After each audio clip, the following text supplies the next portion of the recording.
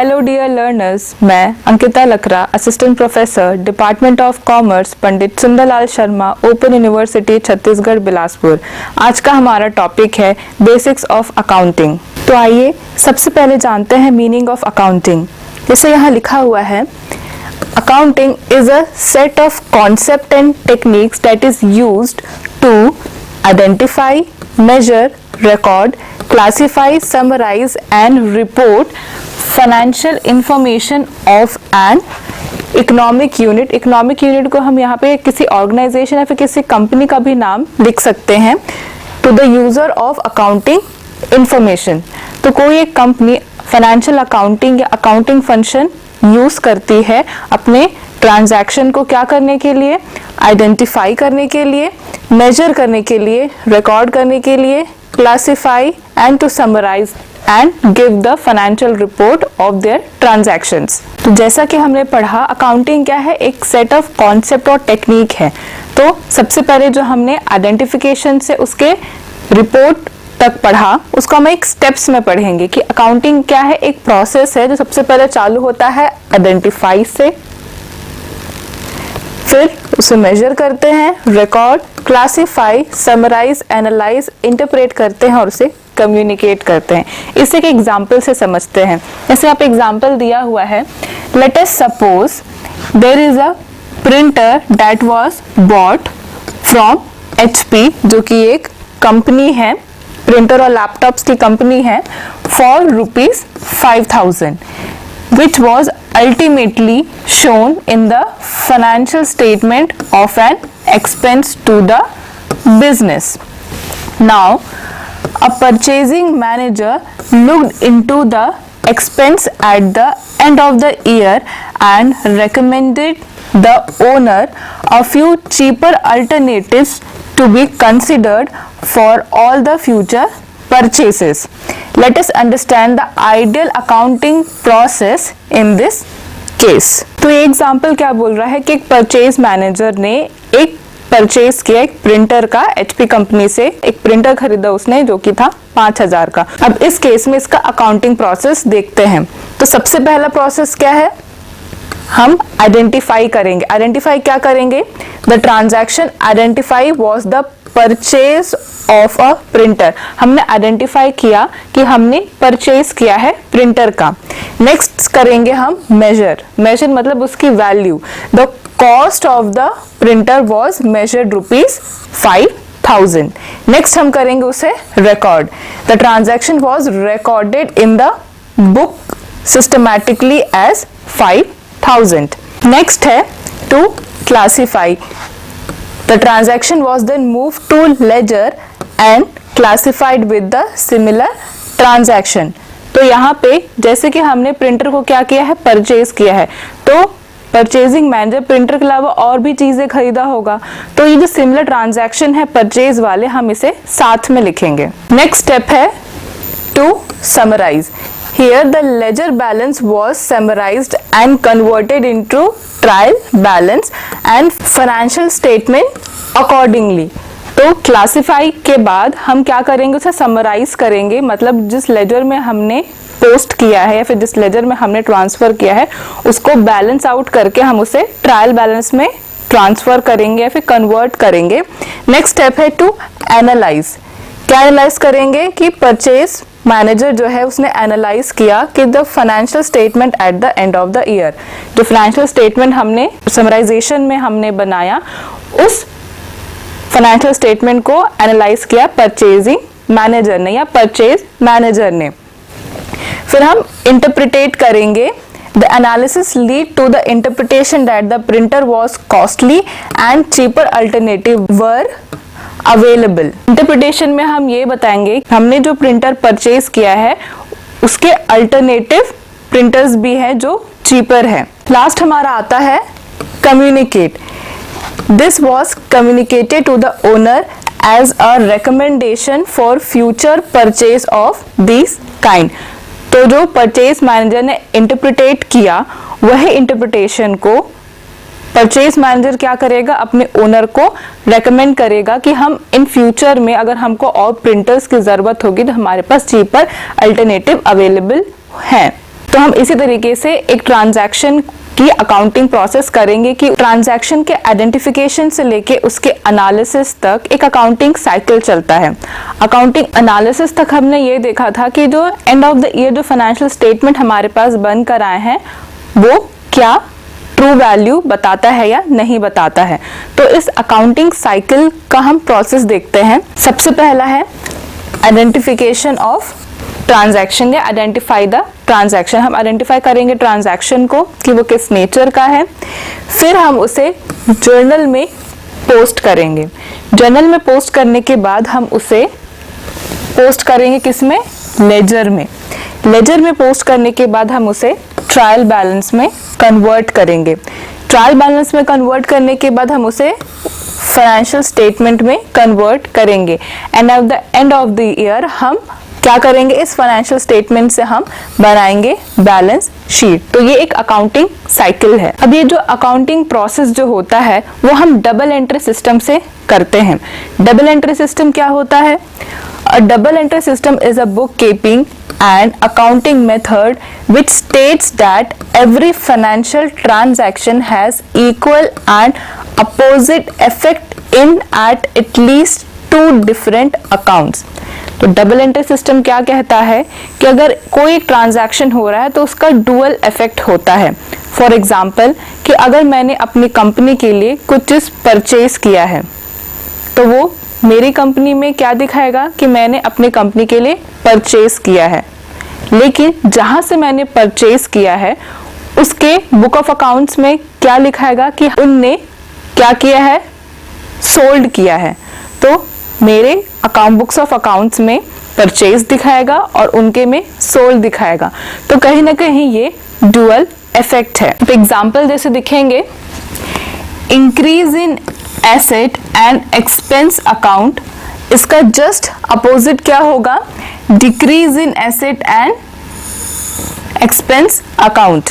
तो अगर एक जगह डेबिट हो रहा है तो दूसरी जगह क्रेडिट हो रहा है। अगर डेबिट साइड में हो रहा है डिक्रीज लायबिलिटी तो क्रेडिट साइड में क्या हो रहा है, इंक्रीज इन लायबिलिटी। अगर डेबिट साइड में अगर हम लेफ्ट साइड कोई एंट्री कर रहे हैं तो क्रेडिट साइड में राइट साइड कोई एंट्री करेंगे। तो यहाँ पे इक्वल इफेक्ट पड़ रहा है और अपोजिट भी इफेक्ट पड़ रहा है। अब हम जानते हैं टाइप्स ऑफ अकाउंट। तो यहाँ पे दो टाइप के अकाउंट होते हैं, एक होता है इम्पर्सनल और एक होता है पर्सनल। तो इम्पर्सनल अकाउंट के भी दो बाइफिकेशन है, जो कि है रियल अकाउंट और एक होता है नॉमिनल अकाउंट। जैसे कि यहाँ लिखा है, transaction related to person, individual और organisation is related to which account, personal account. कोई पर्सनल, इंडिविजुअल या कोई ऑर्गेनाइजेशन का अगर कोई ट्रांजैक्शन है तो वो पर्सनल अकाउंट कहलाएगा। Transaction related to property, asset और possession is called real account. कोई प्रॉपर्टी है या फिर कोई एसेट है तो वो सारे किस में आते हैं, रियल अकाउंट में आते हैं। फिर transaction related to income and expense is called nominal account. तो जितने भी income and expense related transaction है वो सारे नॉमिनल अकाउंट के अंदर आते हैं। 3 रूल्स कैन बी स्टेटेड। अब इन 3 जो अकाउंट हमने पढ़े हैं, पर्सनल, रियल और नॉमिनल, इनके अलग अलग रूल होते हैं। तो पहला रूल देखते हैं, debit the receiver and credit the giver. ये किनका केस है, पर्सनल अकाउंट। तो पर्सनल अकाउंट में क्या रूल है, debit the receiver and credit the giver. Next हम आते हैं, debit what comes in and credit what goes out.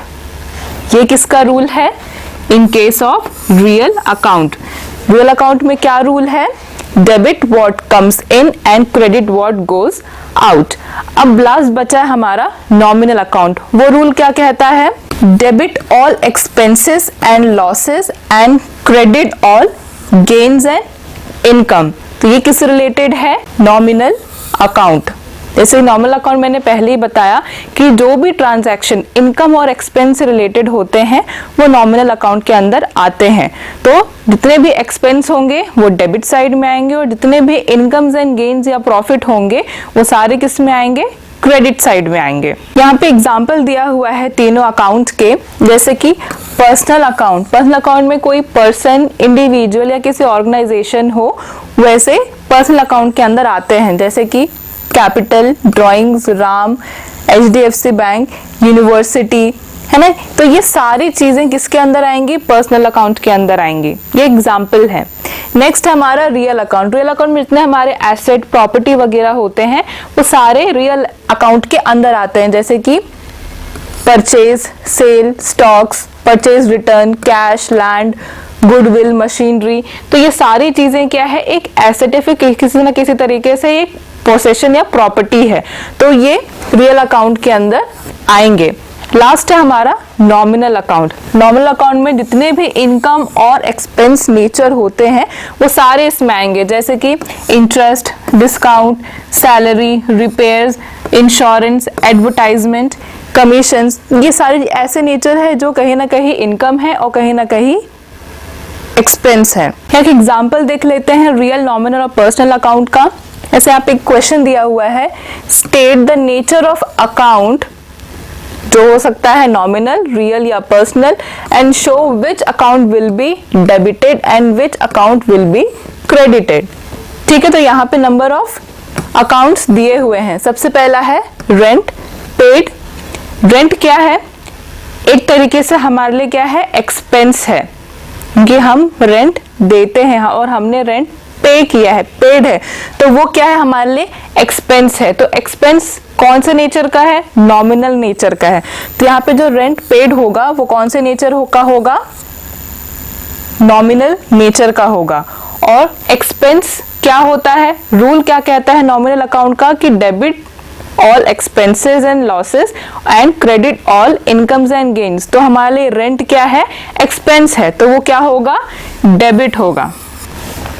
Next हम आते हैं इंटरेस्ट रिसीव्ड। इंटरेस्ट रिसीव्ड मतलब इंटरेस्ट हमारे लिए क्या है, एक तरीके का इनकम है, कि हमको एक्स्ट्रा इंटरेस्ट हमको या फिर हमको एक्स्ट्रा इनकम या फिर एक्स्ट्रा पैसे कहीं से मिल रहे हैं, तो वो हमारे लिए क्या हो जाएगा, इनकम हो जाएगा। तो ये कौन से नेचर का है, इंटरेस्ट रिसीव भी नॉमिनल नेचर का है। क्या हो रहा है, ये एक तरीके का इनकम है, तो रूल क्या कहता है, debit all expenses and losses and credit all incomes and gains. तो ये क्या होगा, क्रेडिट होगा। नेक्स्ट दिया हुआ है बिल्डिंग परचेज्ड। बिल्डिंग क्या है, एक एसेट है, तो एसेट किस में आते हैं, सब रियल अकाउंट में आते हैं। तो यहाँ पे एसेट क्या हुआ है, परचेज हुआ है। रियल अकाउंट का रूल क्या कहता है, debit what comes in and credit what goes out. तो यहाँ पे परचेज कर रहे हैं हम बिल्डिंग को, मतलब वो क्या हो रहा है, हमको मिल रहा है, मतलब हमारे पास वो अंदर आ रही है, हम चीजें खरीद रहे हैं। तो बिल्डिंग क्या है, रियल अकाउंट है इन नेचर, और ये क्या होगा, डेबिट होगा, क्योंकि हम उसे क्या कर रहे हैं, परचेज कर रहे हैं। डेबिट हमको, जो हमको मिल रहा है, debit what comes in. Next हमारा मशीनरी सोल्ड। मशीनरी सोल्ड मतलब मशीनरी भी एक एसेट है, लेकिन हम उसे क्या कर रहे हैं, उसे बेच रहे हैं। तो रूल क्या कहता है, debit what comes in and credit what goes out. तो हम यहाँ पे मशीनरी को क्या कर रहे हैं, सोल्ड आउट कर रहे हैं। तो मशीनरी यहाँ पे क्या होगी, रियल अकाउंट होगा इन नेचर, और ये क्या हो रहा है, सोल्ड आउट हो रहा है, मतलब ये क्रेडिट हो रहा है, तो यहाँ पे आएगा इसका क्रेडिटेड। नेक्स्ट है डिस्काउंट अलाउड, मतलब हमने डिस्काउंट अलाउ किया है, तो वो हमारे लिए क्या हो जाएगा, एक तरीके का एक्सपेंस हो जाएगा। तो डिस्काउंट अलाउड क्या है, डिस्काउंट अलाउड अकाउंट नॉमिनल है इन नेचर, हमारे लिए क्या है, ये एक्सपेंस हो जाएगा, तो ये क्या होगा, डेबिटेड होगा। नेक्स्ट है हमारा कैपिटल इंट्रोड्यूस्ड। तो जैसे मैंने बोला था, कैपिटल किसी के नाम से भी हो सकता है, किसी ऑर्गेनाइजेशन या किसी इंडिविजुअल या पर्सन को लेके। तो ये कौन सा अकाउंट हो जाएगा, ये हो जाएगा पर्सनल अकाउंट। तो ये क्या होगा, क्रेडिट होगा। पर्सनल अकाउंट का रूल क्या होता है, debit the receiver, credit the giver. तो यहाँ पे हम क्या कर रहे हैं, कैपिटल को इंट्रोड्यूस कर रहे हैं, तो हम क्या कर रहे हैं, क्रेडिटर गिव कर रहे हैं, ठीक है। तो यहाँ पे क्रेडिटेड होगा कैपिटल इंट्रोड्यूस्ड। तो आज हमने पढ़ा meaning of accounting, accounting cycle, double entry system and types of account.